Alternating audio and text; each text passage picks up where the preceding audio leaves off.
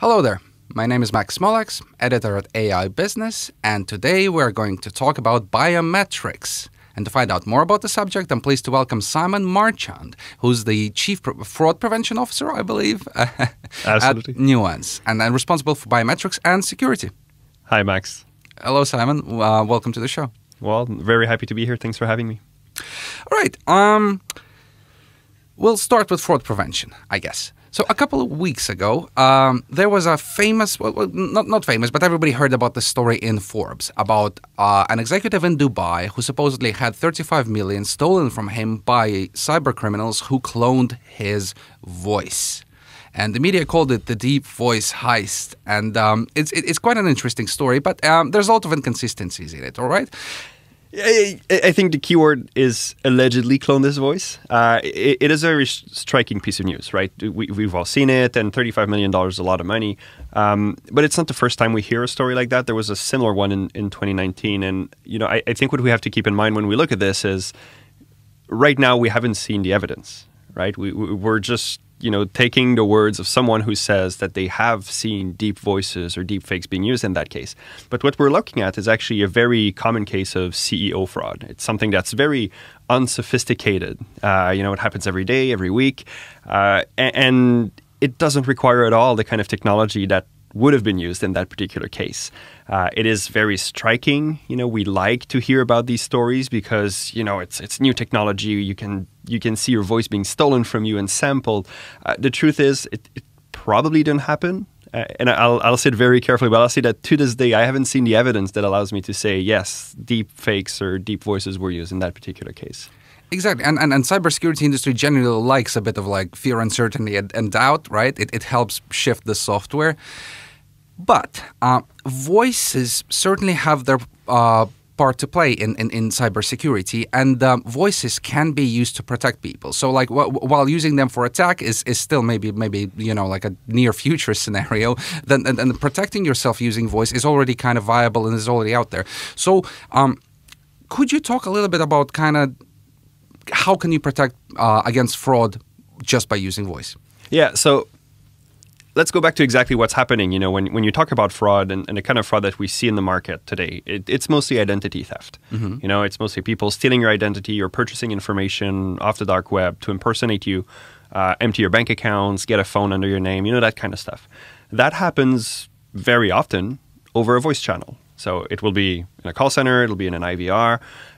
And that's where the main issue is. There's no need to sample your voice. I already own all of your information, and most companies will only ask a few questions to know if they're speaking with the right person. So those fraudsters know that. They know that if they call into a call center, they can socially engineer an agent. They can exploit the vulnerability of an agent that's working from home, for example. Mm-hmm. And more we see the concern around how can we secure that authentication process in a call center environment by doing something else than just asking more and more questions. Because more questions doesn't make it more secure. It just makes it more painful for the legitimate customers. The fraudsters have everything in front of them. You can ask them 20 questions, they have all the answers.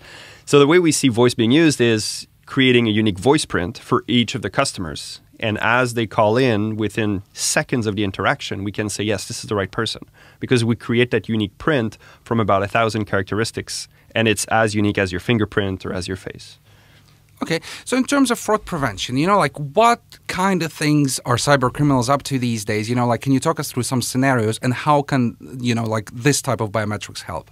Yeah, so, you'll have mainly two cases. You have what's called subscription fraud, where a fraudster will either steal your information and impersonate you in a company where you're not currently. So I'll take your identity, I'll open a new bank account with the hope of getting a credit card, for example. And then with that credit card, you're not going to purchase a couple of iPads, disappear, and eventually someone's going to call you and ask you to pay for it. So that's subscription fraud. It can be with stolen information or completely crafted information. With in that particular case, would be talking about synthetic identities. It's always the same challenge. Someone's coming to you for the first time. You don't know who that person is, and you don't know if the information that's presented to you is real or stolen.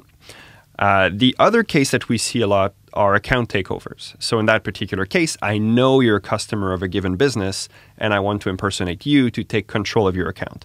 We tend to see this when people have, a lot of assets. They're being very specifically targeted by fraudsters. Or we also see it when someone has, for example, a cryptocurrency account. Right? It's very popular these days. For 18 months, everyone was locked at home. They started investing left and right. So cryptocurrency is one main target for fraudsters these days. And they'll try to take over your carrier account, your phone account, to change the SIM card associated with it. So that's called a SIM swap. Might have heard of it. And the goal here is they'll reset the password and the access code to your cryptocurrency wallet and intercept the SMS that's being sent to check that it's indeed you. So account takeovers like that are extremely challenging because when they successfully take over a carrier account or a mobile phone account, they get the keys to the kingdom. So many organizations still rely so heavily on that SMS one-time password, it makes customers extremely vulnerable to that particular kind of attack. Mm-hmm. So, what can organizations do to stop this? Are there tools available? So can you use some of this, new type of biometrics, very efficient, very easy to use to somehow put a lid on it? So I think the first layer of defense, the very first thing you want to do is move away from the knowledge-based authentication. Mm-hmm. You want to move away from the mother's maiden name, the date of birth, your first teacher, favorite pet. Like I said, fraudsters have the answer to that. So what we do with voice biometrics is instead of doing all of this, we'll create that unique print for your voice. And as soon as you start talking with an agent or in an IVR, even in an automated system, we'll be listening to that conversation. And with a second and a half, 2 seconds, we can say, yes, this is the right person. When you start doing that, fraudsters cannot break into that system. That door is shut for them permanently. So they have to move to somewhere else. Now, the other thing you can do is start replacing that traditional SMS one-time password approach to two-factor authentication with voice. Because the voice print you create, being centralized within an organization, if I call and talk to an agent or if I use my phone and I say, hey, my voice is my password in an app, it's the same voice print you're leveraging. So you don't have to send that password that can be stolen or intercepted. All you want to do is push a notification that says, please, confirm your identity by speaking a short sentence. And you're doing that, you're confirming a biometrics factor that cannot be stolen, that cannot be replicated, synthesized, so you have the highest level of security. Very important. And can't be forgotten, right? That's even the best way to reset a password. If you want to reset a password, no need to send an email or anything. Just ask the person to speak, reset it immediately. But yeah, you want to avoid having information that can be forgotten, written on a Post-it, left on a monitor, for example. We know people do that. It's people are lazy by nature, and it's okay. I mean, you probably have 40, 50 passwords you have to remember. Not everyone is tech savvy enough to use a password manager. So you want to move away from all of these risky authentication methods. It is very interesting that password managers are pretty much, they became a given, right? If you're serious about your security, this is what you have to use. Like, there's no other way. And yes, it's going to be sort of like randomly generated every time. But then what happens if something happens to your machine and you don't have a backup? Like all your passwords are gone. A type of invisible sort of like security and authentication, which is completely sort of like quick and easy. It almost sounds too good to be true. So what are the hardware resources you need, the software resources you need? Is there any overhead in running this on top of your, like, say, communication channels? So it used to be, I'm going to say heavy, because of course you need to process all of that audio. You need the hardware and the CPU availability to be able to process the audio, check for the voice print, keep everything encrypted. So it's a very heavy process.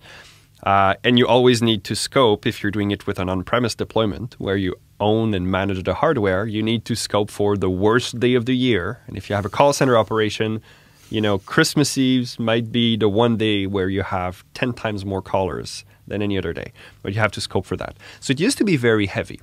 Now what we see, and that's what we started doing years ago, cloud by design for those solutions, containerized approach to biometrics, which allows you to remove all the pressure from, the organization's shoulders. They don't have to manage the hardware. All they have to do is fork the audio to the cloud, And then you have everything processed in a very scalable environment. So you don't have to provision extra hardware. It's very, very light, the level of integration that we require. And the advantage of that is, you were talking about Forbes earlier.